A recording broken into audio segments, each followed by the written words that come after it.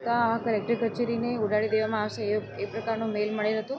એ મેલની પુષ્ટિ થતાં જ તરત જ અમારી અલગ અલગ ટીમો એસઓજીની ટીમ, ક્રાઇમ બ્રાન્ચની ટીમ, બીડીડીએસની ટીમ અને લોકલ પોલીસની ટીમ સાથે મળી અને સમગ્ર કલેક્ટર કચેરીને ખાલી કરવામાં આવેલી. ત્યારબાદ આ કલેક્ટર કચેરીની અંદરના બધા જ આઉટડોર અને ઇન્ડોર પ્રિમાઇસીસને ચેક કરેલ છે અને ચેક કરતાં અત્યારે હાલ કોઈ શંકાસ્પદ વસ્તુ ધ્યાને આવેલ નથી, પણ છતાં પણ આ ચેકિંગની કાર્યવાહી ચાલુ છે.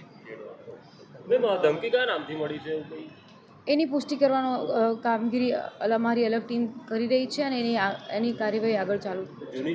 જૂની જે મેલની જે પદ્ધતિ હતી એમો મદ્રાસીમાં અત્યારે હાલ આપણે કહી ના શકીએ કે જૂની પદ્ધતિ છે કે નવી પદ્ધતિ. દરેક મેલને ખૂબ સિરિયસલી લેવામાં આવે છે અને એના રિપોર્કેશનમાં એક્શન તરત પોલીસ લઈ રહી છે. અમદાવાદમાં જે મેલ મળ્યા છે એનું કનેક્શન હોઈ શકે એ વ્યક્તિઓ? એ તપાસનો વિષય છે. એ લોકો સાથે કન્સર્ન કરીને વડોદરામાં જે મેલ મોકલનાર એજન્સી છે, અમદાવાદની સ્કૂલો માટે મેલ મોકલનાર એજન્સી છે, એક છે કે નહીં એની તપાસની આગળ. કેટલા વાગે મળ્યો મેલ? શું લખ્યું છે?